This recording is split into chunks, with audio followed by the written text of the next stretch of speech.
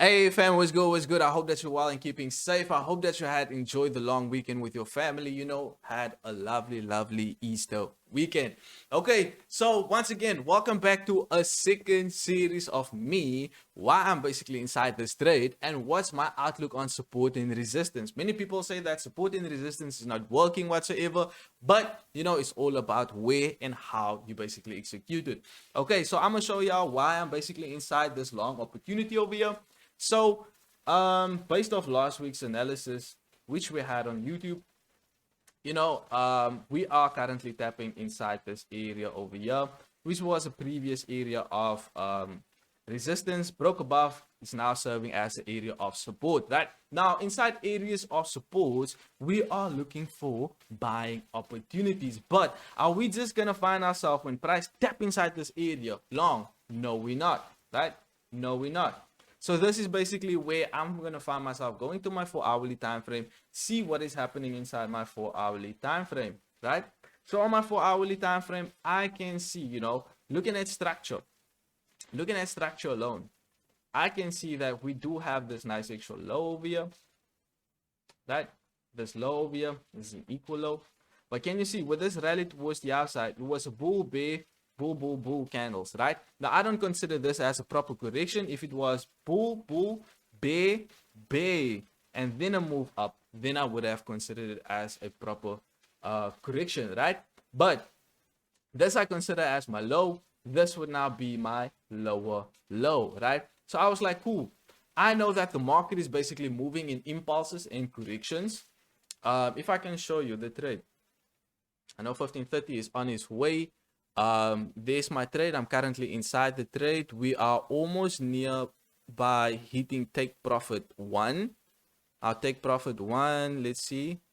Well, let's continue. Well, take profit 1 just being smack bang.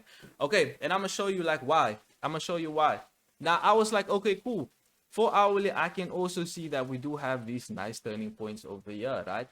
So I found myself having a nice actual trend line drawn out like this, where I can potentially see price hit into for a potential dip towards the downside, right?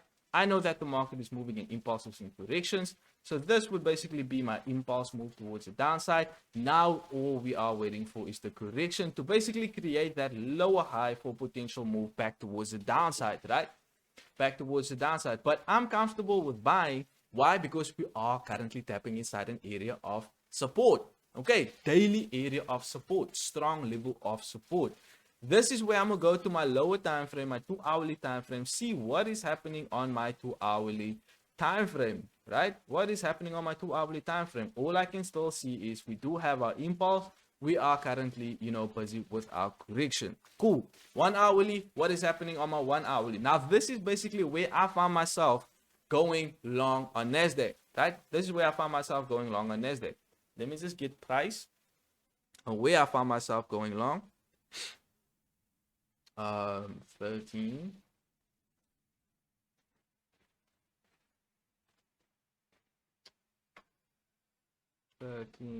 Eight, 2.8. Boom. This is where I basically found myself going long on Nasdaq. Just a quick update over there. As you can see, we are almost near take profit 2. And as you can see, this is my live account. Once again, I don't know if you can see it, but yeah, IFX live. So, this is basically where I found myself, seeing what is structure telling me, right? So if we are bullish in structure, this is where I'm going to find myself going long, right? So I basically saw that, okay, cool.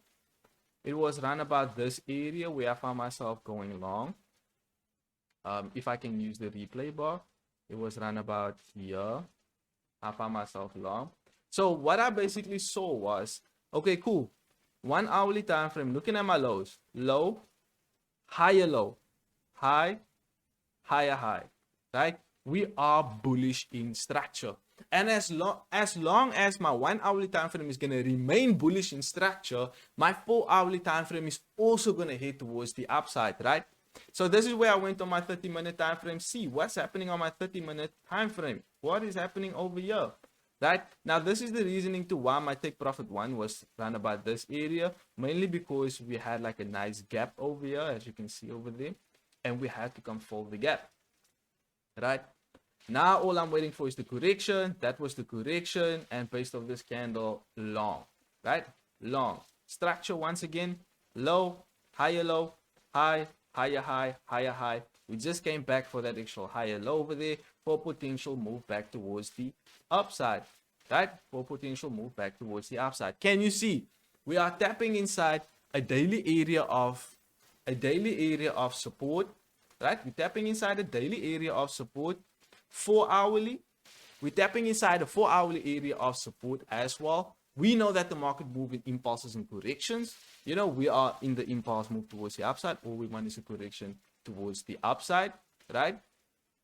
All we're going to have to wait now for is basically changing structure from our 1 hourly time frame downwards to find our actual entry, right? Lower time frame, we are bullish in structure. So you first have to wait for structure to change to bullish before you're going to find yourself, finding yourself buying inside an area of support, right? And literally that was my trade. And currently, take profit one has been smacked. Take profit one has been smacked over there. So all we now be waiting for is, for price to basically rally somewhere inside this area for our take profit two area, right? Inside this actual trend line over here for a take profit two area. So I hope that you have a clean understanding of what I basically just went through, how to basically look at your areas of support and resistance. Even if I can do this, if this would help. Even if I can do this, boom. Even if I can do this, boom. Right? They say price is rallying all the way down here. Right? This is now our area of support. Right? If price is bearish on my 1 hourly time frame, I don't want to find myself, buying inside this area. Why? Because if price is going to remain bearish, what do you think what's going to happen? Price is going to rally towards the downside. Let's say, for instance, this is our 4 hourly time frame, right? Let's make this our H4, right? H4, we just broke through, right?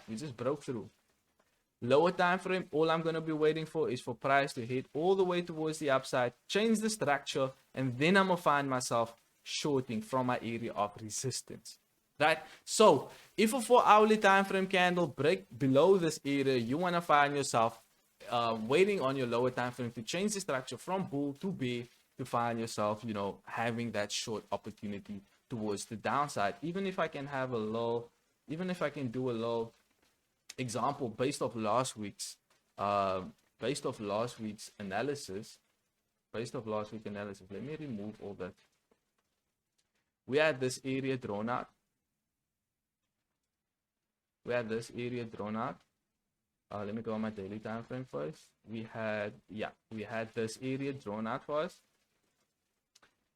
We had this area drawn out for us as well. But keep in mind, this area is also serving as an area of support. Okay. Boom. So if I'm gonna go to my 4 hourly time frame, right? If I'm gonna go to my 4 hourly time frame over here, right? As you can see,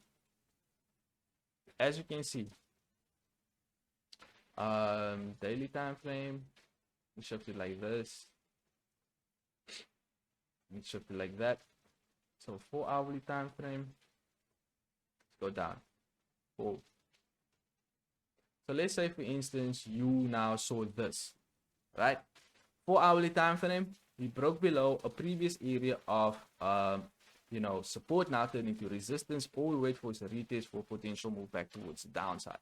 Okay, this is where I'm gonna find myself going to my lower time frame. Okay, cool. My 1 hourly time frame also broke through, right? So what's happening on my 15 minute? Structure on my 15 minute, we still bearish, right? Looking at our highs, high, lower high, lower high, lower high. Looking at our lows, low, lower low. We in creation of another lower low, right? we are bearish in structure.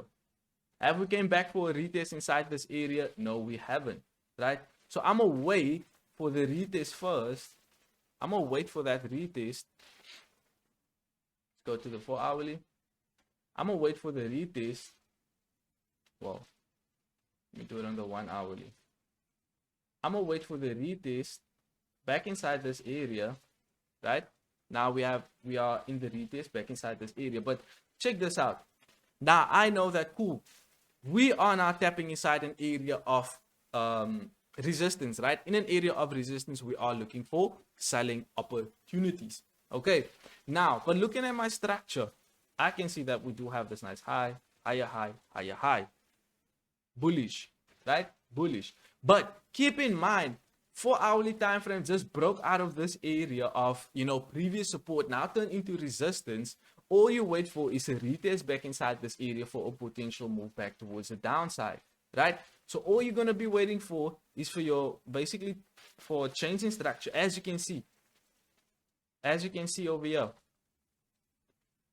equal lows, lower low, high, higher high, higher high, right? Our lows just changed our structure from bull to bear.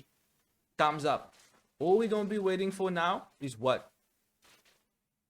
Is for our actual lower high for potential move back towards the downside. Boom. Nice actual double top type formation over here, where you can find yourself short from this area, stop somewhere above. Where's the next area you're basically targeting? Your area of support whatsoever.